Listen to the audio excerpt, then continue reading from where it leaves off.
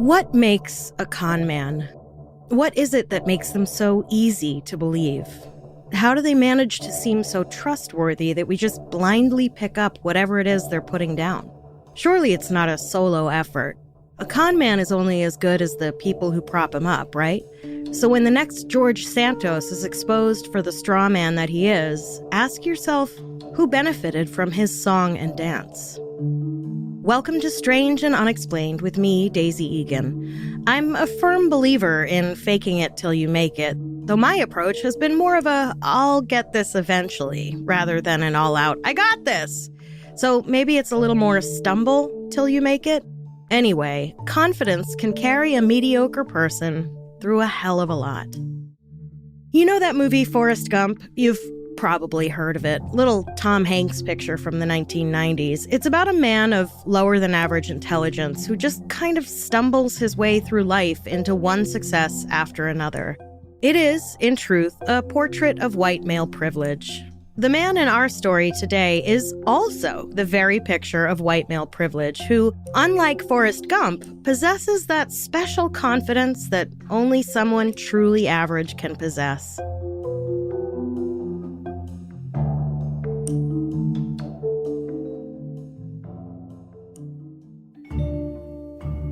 Richard Walter was born in 1943 in Washington State, and as an adult, he would say he had been fated from early on to a, quote, grim life studying criminals, end quote, according to an article by David Galvey Herbert for The Intelligencer from April 2023.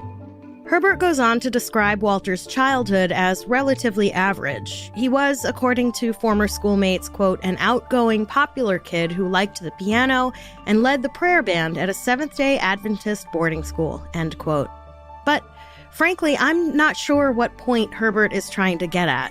One can feel as though they were fated for a grim life studying criminals and also have had an ideal childhood. Plus, just because some kids he'd gone to school with 70 years earlier thought he was outgoing doesn't mean shit about his home life. Unless I'm missing something, which is certainly possible. According to Herbert, quote, in September 1963, at the age of 20, he married a former classmate and briefly took a job at a funeral home. He didn't want to work with any old stinky bodies, his brother recalled in an interview, end quote. I have no idea what that means. Was the funeral home Walter got a job at only for young, fresh-smelling bodies? Anyway, that's not the point, Daisy. Walter's wife filed for divorce after only 10 months, citing mental cruelty. The next time Walter shows up in public records, according to Herbert, was 11 years later when he graduated from Michigan State University with both a BA and a master's in psychology. When asked at a recent deposition what he was doing for those 11 years between 1964 and 75, apparently Walter replied, I don't remember. This guy didn't just forget a decade of his life. Even if he'd gone into a fugue state, surely he'd have been able to answer, Your Honor, I was in a fugue state at the time in question and therefore don't remember. I think it's safe to assume that Richard Walter's I don't remember is equal to a bunch of shit I'd rather not go on record admitting to, Your Honor. And if that is the case, then seriously, what the fuck was this dude doing from the mid-60s to the mid-70s? After blooping off the face of the earth for 11 years and then getting his master's in psych, Walter got a job as a lab assistant in the Los Angeles County Medical Examiner's Office, washing test tubes for $3 an hour, which is still only about $18 in today money. So, still not a living wage. By 1978, Walter was considering a doctoral program, but instead he was offered a job as a prison psychologist at Marquette Branch Prison in Michigan. Now, one doesn't need a doctorate to see patients as a psychologist, though one usually does need a license, and whether or not he had one of those is unclear. And these days, if someone is planning on working with the prison population, I would imagine there are some necessary certifications. But Walter, it seems, got the job without a license or any specialized training. So it probably won't come as much surprise to learn that Walter didn't have great bedside manner with his patients in the prison. According to former colleagues and inmates, he was petty and mean and didn't seem qualified to either diagnose or treat mental health issues. For some reason, he thought it was okay to hold sessions through a closed steel door, which, listen, I'm no prison psychologist, but I'm willing to say that talking to people with a closed steel door between you isn't going to build much of a sense of trust or safety, two things that are pretty important in the therapist-patient relationship. Prison officials eventually relegated Walter to conducting intake interviews with inmates, basically to assess if they could live with the general prison population. Despite his piss-poor track record as a prison psychologist, Walter parlayed this relatively menial job into quite the side hustle, speaking at conferences hosted by the American Academy of Forensic Sciences. Forensic science was gaining popularity in the criminal justice system at the time, despite some of the so-called science, like blood spatter and hair microscopy, eventually being debunked as junk. Within a couple years, Walter became a full member of the AAFS, which opened doors to testifying at trial as a, quote, criminal profiler, end quote.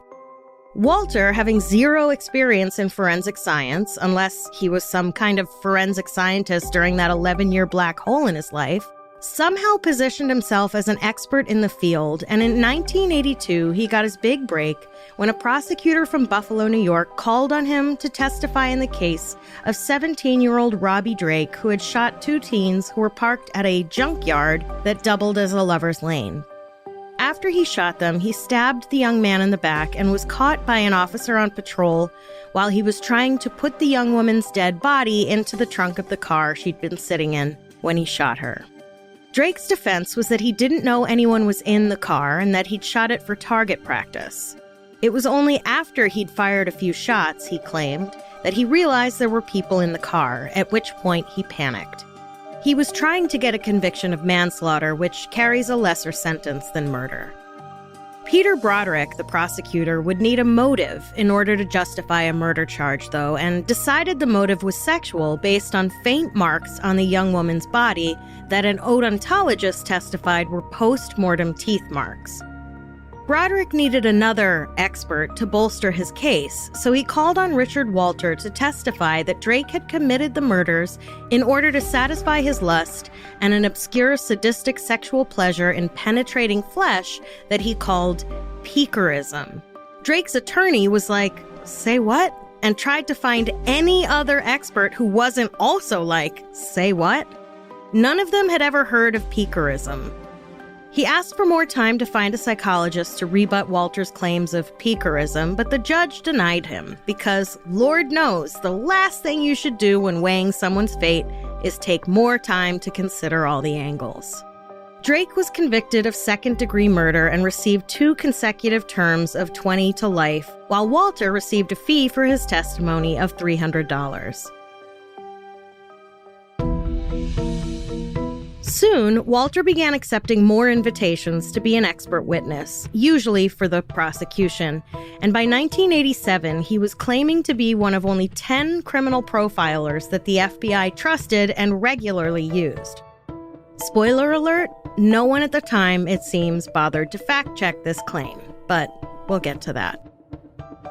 Walter was charismatic, as many fakers seem to be. Apparently, the more entertainingly you say things, the more likely people are to believe you. Pretty much every con artist in the history of time has been nothing if not super charismatic and entertaining. That's part of the whole grift. So when things fall apart, everyone goes, "But he was so charming." Ever heard of the Music Man? Fun fact, I have never seen or listened to the Music Man. It seems Walter also managed to hone in on a topic that was particularly interesting to, well, pretty much everyone. When giving lectures as an expert, he gave speeches with titles like Lust, Arson, and Rape, a Factorial Approach, and Anger Biting, a Hidden Impulse. Although, ask any mother of a toddler and they'll tell you anger biting is no big secret. Perhaps it was Walter's charisma and charm that drew the attention of Frank Bender, an artist from Philadelphia who'd recently started a side hustle as a forensic sculptor. You might remember Bender from the John List episode. That fucking guy.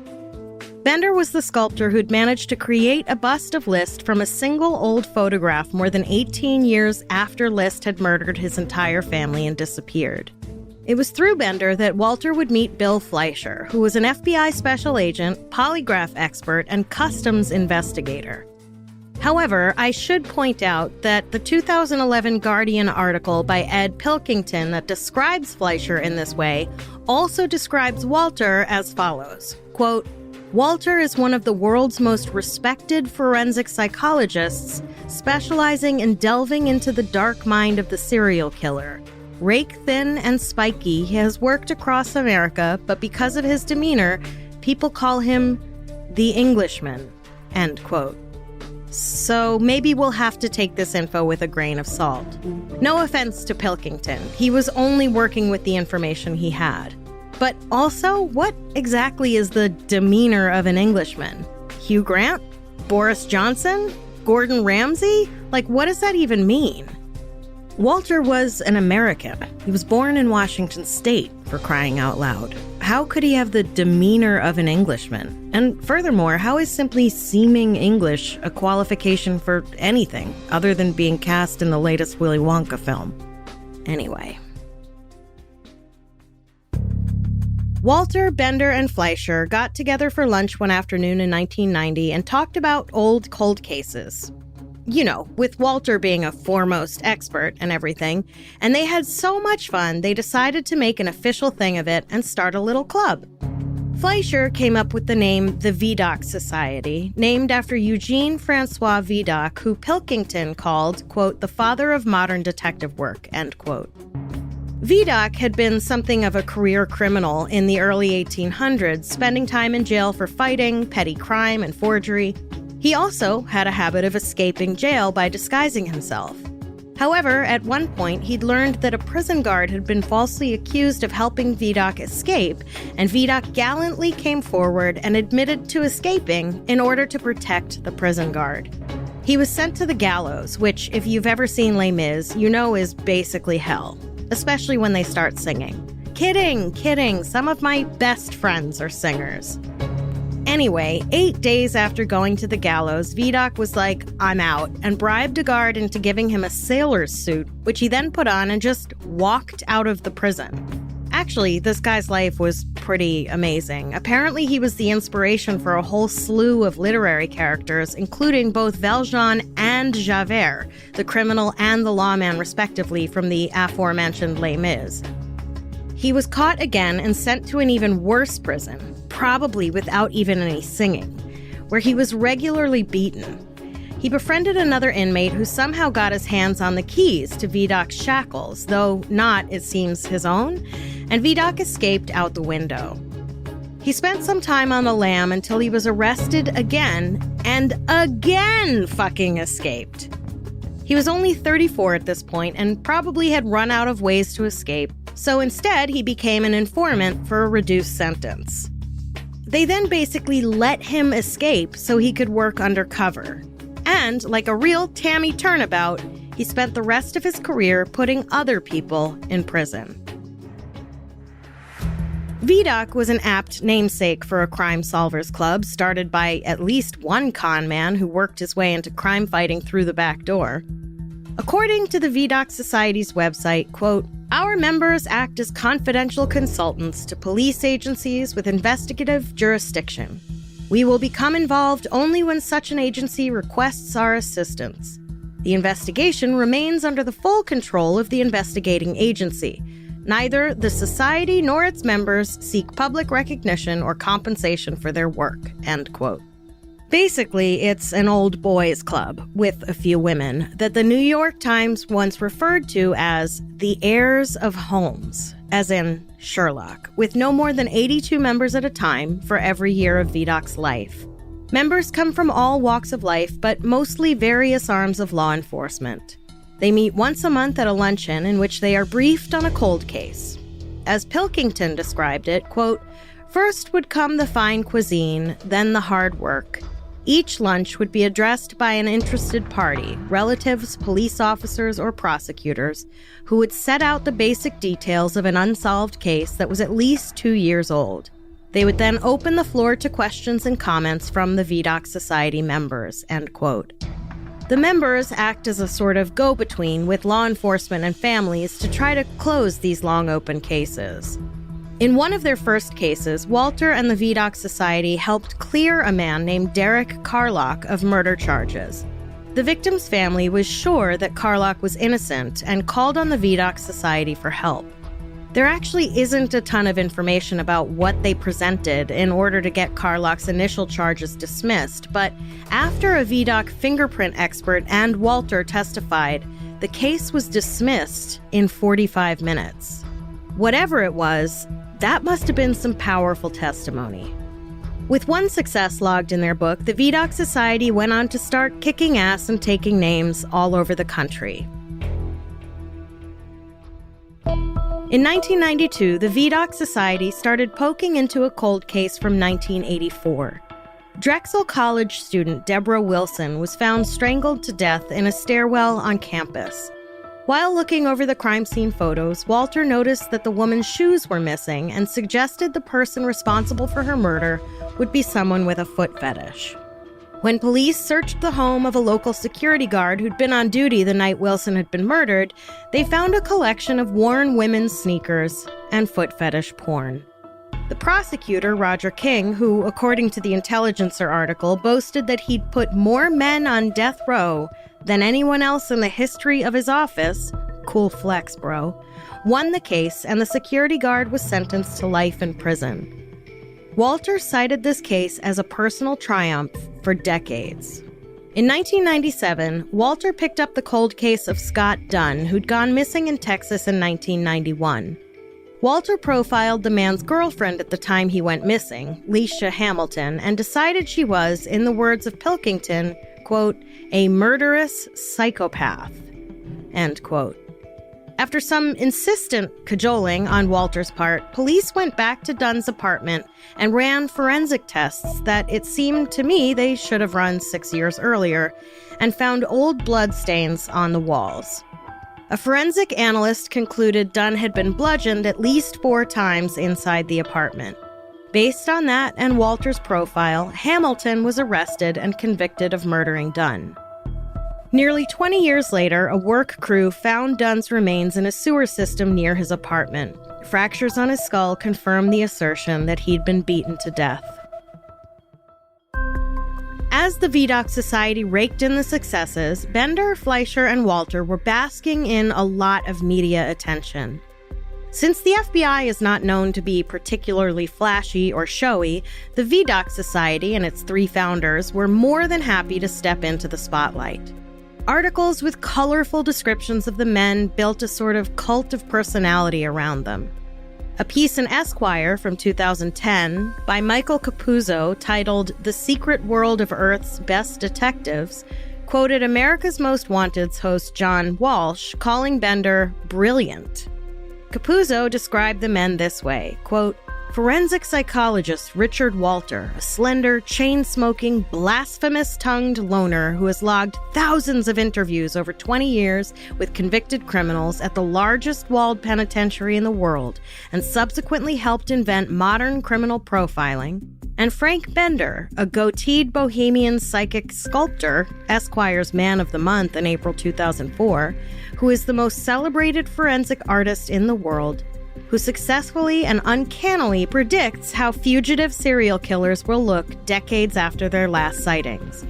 Bender is also happily sex-addicted, having slept with some 300 women. His wife had no objections. He is dying of mesothelioma that has eaten 2 of his ribs, and doctors can't understand why he isn't dead yet, end quote. Must have been all that sex. A+ journalism there, Esquire. The article's author, Michael Capuzzo, would go on to publish a book about Vidocq the following year titled Murder Room. David Galvey Herbert's piece for The Intelligencer includes this, quote, Richard Walter was billed as one of America's preeminent criminal profilers, an investigative wizard who could examine a few clues and conjure a portrait of a murderer. Walter was tall and gaunt with a hard-to-place, vaguely English accent. He favored Cools and Chardonnay, and he was never photographed in anything but a dark suit, a tiny smile often curling at the corner of his mouth. Walter knew how to give delicious cinematic quotes, and he cultivated his eccentricities for journalists and producers. He boasted of subsisting on cigarettes and cheeseburgers. He said that when the time was right, he would, quote, lie down to quiet, pleasant dreams, end quote, using sodium pentothal. He once yelled at a suspect, I'll chew your dick down so far you won't have enough left to fuck roadkill. Stranger, I would love to have something quippy to say here, but what can one say about this? Like, why are men? You know what I mean? Quote, when he arrived in small towns around America, his presence was front-page news. In at least 7 separate cold cases, Walter spoke to local reporters and delivered his catchphrase, a warning to the killer that his arrest was imminent. Don't buy any green bananas. End quote.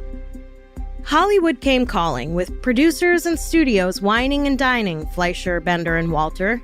Danny DeVito's production company forked over more than $1 million for the right to make a film about the men and the Vidocq Society. Meanwhile, they were still taking on cold cases and dispensing their forensic wizardry all over the place. In 2010, Vidocq took a look at the 10-year-old cold case of 15-year-old Leah Freeman, whose body was found 6 weeks after she'd gone missing in Coquille, Oregon. The night Freeman had gone missing, her father found one of her shoes on the side of the road. For some reason, though, it took him a few days to turn the shoe over to police. Now look, I'm no father of a missing teen, but it seems to me if I found my child's shoe on the side of a road and she failed to come home when she was supposed to, I would march that shoe down to police 10 minutes after her missed curfew. Right? Police suspected Leah's boyfriend Nick McGuffin, but without any evidence, the case remained cold. According to the Intelligencer piece, someone at the news magazine show 2020 caught wind that Walter and Vidocq were sniffing around the case and decided to make an episode about the whole thing. As Herbert wrote in the Intelligencer piece, quote, the killer, Walter told the camera, was... that muscle-flexing, Teutonic kind of braggart who thinks he's John Wayne, who wants to be a bigger man than what he is. He encouraged police to focus on McGuffin. There was no new physical evidence, but Walter rearranged puzzle pieces that didn't quite fit and crafted his own theory.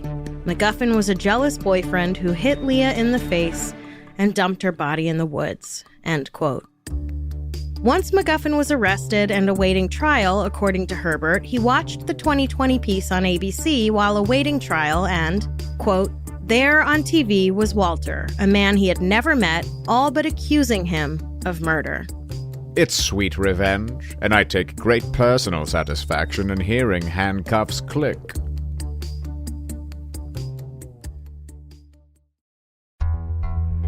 Walter's antics continued on as author Michael Capuzzo's 2011 book, Murder Room, helped fan the flames of Walter's public image.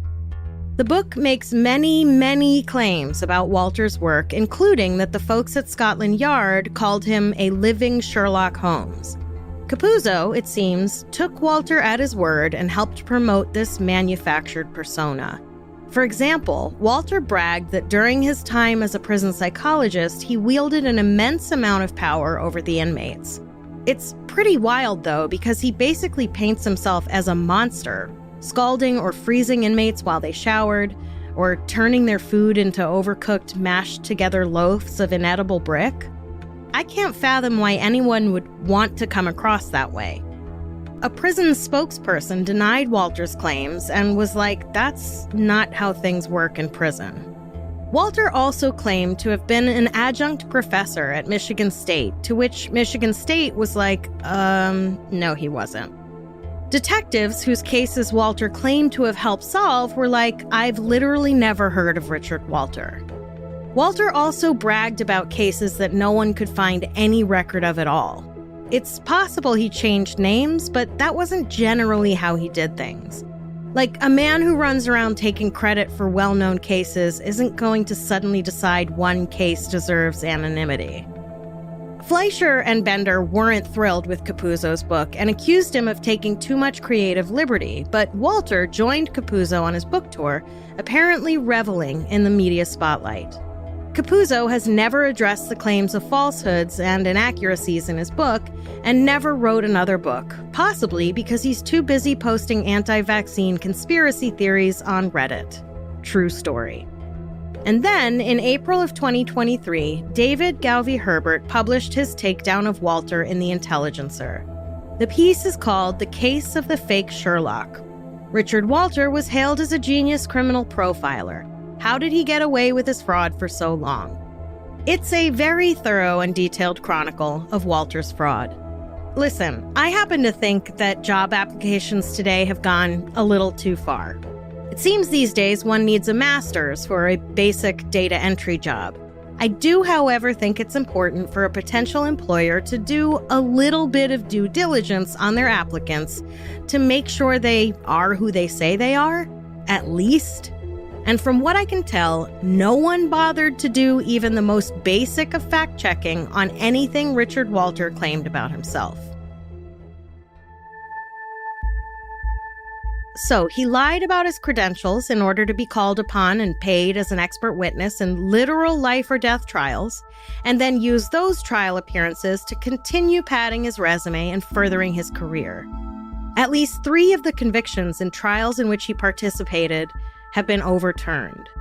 There was Robbie Drake, who'd been convicted and sentenced to 2 back-to-back 20-to-life sentences for the murders of the young people in the car. Drake had spent his time in prison carefully piecing together evidence that Richard Walter was a fraud. According to the Intelligencer piece, at Drake's trial, Walter, quote, falsely claimed that at the LA County Medical Examiner's office, he had reviewed more than 5,000 murder cases. Walter also said he was an adjunct lecturer at Northern Michigan University. He had spoken there informally, possibly just once, wrote criminology papers he had never published, and served as an expert witness at hundreds of trials. He testified in 2 known cases about a simple chain of evidence question and in a civil suit against a car company, end quote. Drake's wife put together a 13-page document of all of Walter's false claims and lies and sent it to the American Academy of Forensic Science. Apparently, quote, officials at the organization acknowledged in internal memos that Walter had padded his resume, but they decided to reveal as little as possible about their internal deliberations. Quote, we do have to worry about public appearances, end quote. Don Harper Mills, a pathologist who was chairman of the ethics committee, wrote to his colleagues, end quote. They have to worry about public appearances, folks. The AAFS has a reputation to worry about. Drake finally got someone to side with him in 2003 when a federal judge wrote that Walter's testimony in Drake's trial was, quote, medically speaking, nonsense, end quote. Apparently, while on the stand as an expert witness for the prosecution, Drake's lawyer asked Walter what he'd done in his position at the LA County Medical Examiner's office, as was listed on his resume, to which Walter replied, good question. What? The Second Circuit Court then claimed that Walter had lied on the stand with the prosecutor's knowledge. Drake eventually pled to lesser charges and was finally released from prison in 2014. As for the case of Deborah Wilson, the Drexel College student and the security guard with the foot fetish who was convicted of her murder, it seems that the DA, who'd bragged about putting more men on death row than anyone before him, was really good at lying, withholding evidence, and twisting facts in order to get whoever he decided he wanted to be guilty of whatever crime he was prosecuting, including evidence supporting Walter's foot fetish theory. Apparently, there wasn't any actual evidence that the victim's shoes were removed from the crime scene. The security guard is still in prison for the murder, but the revelations in his case seem to have cast enough doubt that it's possible for an appeal. Then there were the cases where even if he didn't participate in trials, Walter's reputation as a crack criminologist meant that if he spoke to the media, people tended to believe what he said. Back in 1992, 48 Hours aired an episode about the Vidocq Society in which the club contemplated a case during one of their monthly luncheons. A woman had been found dead in the woods, and police thought she'd died by suicide, but her fiancé suspected she'd actually been murdered.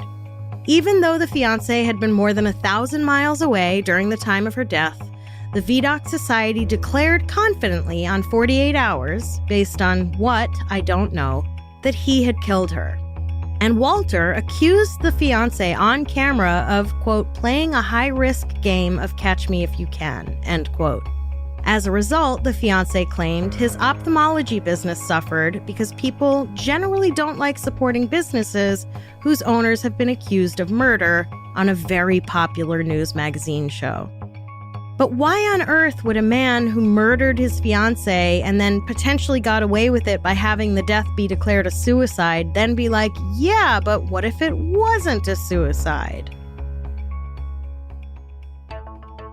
As for MacGuffin, the man with the unfortunate name who was convicted of murdering his girlfriend based largely on Walter's profile of the killer, in 2019, a lawyer from the Innocence Project got the case re-examined and found a whole bunch of actual evidence, as opposed to the conjecture that got him convicted, exonerating MacGuffin.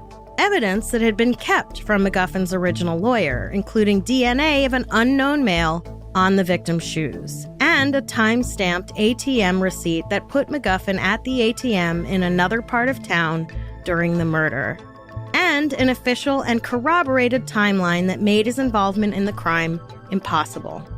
MacGuffin's new lawyer believes that police had decided MacGuffin was guilty and brought in Walter to come up with a story that bolstered that claim.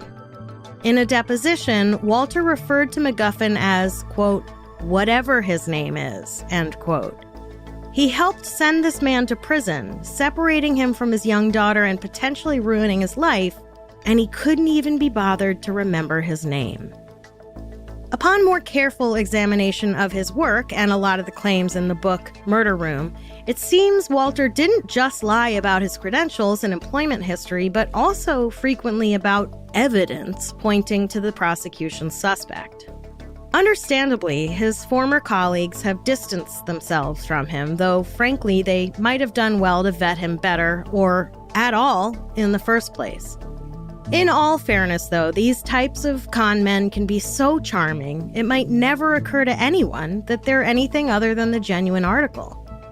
If you ask me, never trust a guy born in Washington State who lives in Michigan and randomly has an English accent. For his part, Walter has tried to make it look like he broke up with his former friends and colleagues first. Like, you're not dumping me, I'm dumping you. According to the Intelligencer piece, in a deposition in 2022 for which he gave nearly 8 hours of testimony, quote, Walter spat venom at his oldest friends and allies. He resigned from the Vidocq Society in 2015, saying he no longer trusted certain members. He had quit the board of Parents of Murdered Children because, he said, someone there was embezzling money. Bev Warnock, the current executive director, says, quote, I can tell you that is a false allegation, end quote. Michael Capuzzo was, quote, not the most brilliant chronicler I'd ever met, end quote. Colleagues at the AAFS were, quote, shallow, quite frankly, end quote. Okay, old chap, whatever you say.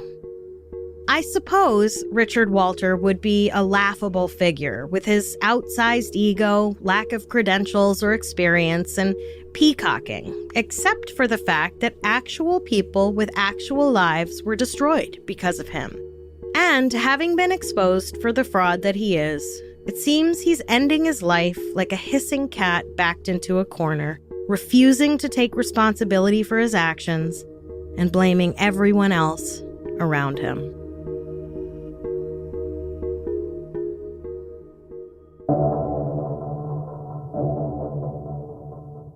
Next time on Strange and Unexplained, we visit England's most haunted building, the infamous Borley Rectory. Can't get enough Strange and Unexplained? Join us over on Patreon for 3 bonus episodes a month for just $5. And for just $7, you get all the bonus episodes plus the regular episodes ad-free. We've got cranky little children ghosts, treasure hunts, and famous mysteries from the past revealed. Head on over to patreon.com/Strange and Unexplained to get more Strange and Unexplained. Strange and Unexplained is a production of the Obsessed Network. This episode was written by me, Daisy Egan, and produced by the amazing Natalie Grillo and Angela Palladino. Research by Jess McKillop, editing by Eve Kerrigan, sound engineering and mixing by Jennifer Swatek. Our voice actor for this episode was Ryan Garcia. We have a lot of fascinating and bizarre stories to share with you this season, but we want to hear your episode suggestions as well. If you have an idea for a topic we should cover, go to our website, strangeandunexplainedpod.com, and fill out the contact form. You can find us on Instagram at SNUpod and join our Facebook page to join in the conversation. If you like our show, please do help us out by rating and reviewing us on Apple or wherever you get your podcasts. A 5-star review and a quick sentence really helps the show out a lot. If you don't like the show, the name of the podcast is Right Wing Fun Squad.